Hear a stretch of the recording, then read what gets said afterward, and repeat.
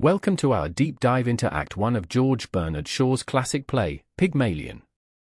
First performed in 1913, this witty and thought-provoking drama explores themes of social class, identity, and transformation. Today, we'll not only unpack the characters, scenes, and context of Act 1, but also delve into Shaw's literary techniques and social commentary. Let's begin. Act 1 is set on a rainy evening in Covent Garden, a vibrant area of London known for its markets and theatres, but also where at night some of the more dangerous and illegal activities such as street theft and prostitution take place. The scene opens under the portico of St. Paul's Church, where a diverse group of people has taken shelter from the rain. This setting is no accident. Shaw uses the crowded public space to highlight the stark social contrasts of Edwardian England. The portico becomes a microcosm of society, where the upper, middle and lower classes collide. Enter Eliza Doolittle, the play's protagonist. Eliza is a flower girl with a thick Cockney accent, struggling to make a living. Her almost incomprehensible speech and her dirty and shabbily dressed appearance immediately mark her as a member of the lower class. Shaw's use of phonetics here is deliberate. Eliza's accent is not just a character trait, but a symbol of her social standing.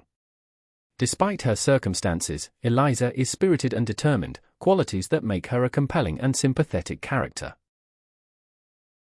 Next, we meet Professor Henry Higgins, a brilliant but arrogant phonetics expert. Higgins is fascinated by Eliza's accent and begins taking notes on her speech. His character is a critique of the intellectual elite. Shaw portrays him as someone who views people as scientific projects rather than individuals. Higgins' subsequent boast to the next character we meet, Colonel Pickering, that he could transform Eliza into a duchess by teaching her to speak properly reveals his arrogance and his belief in the superficiality of class distinctions.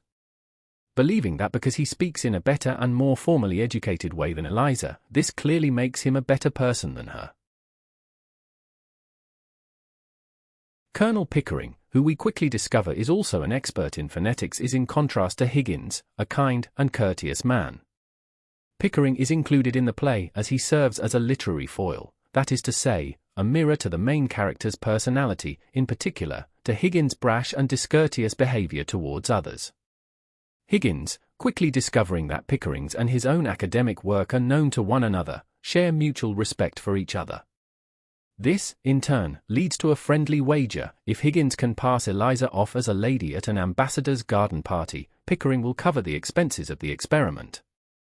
This wager is central to the plot, but it also raises ethical questions about treating a person as an experiment and not as a human being with agency and a sense of their own identity. This is a theme Shaw will explore further as the play progresses.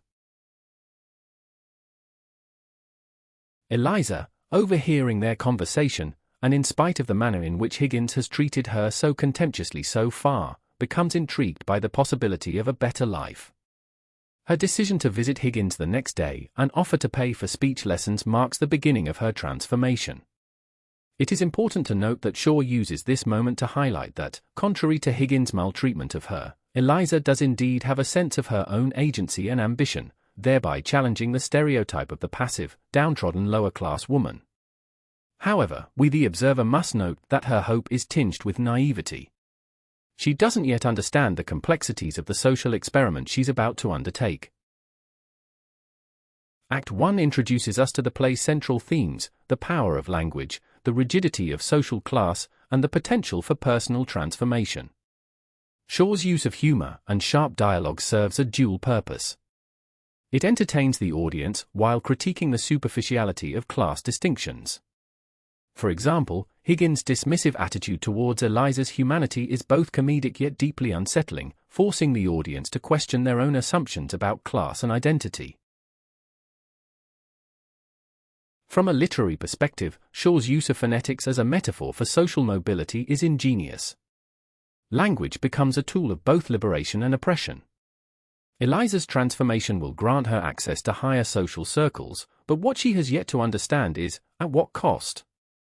Shaw also employs dramatic irony, as the audience is aware of Higgins' bet while Eliza is not, creating tension and anticipation for the conflicts to come. Act 1 of Pygmalion sets the stage for a compelling exploration of identity and social mobility. As we move into Act 2, we'll see how Eliza's journey unfolds under Higgins' tutelage. Will she succeed in her transformation? And at what cost? Stay tuned for our next video, where we'll delve deeper into Shaw's masterpiece.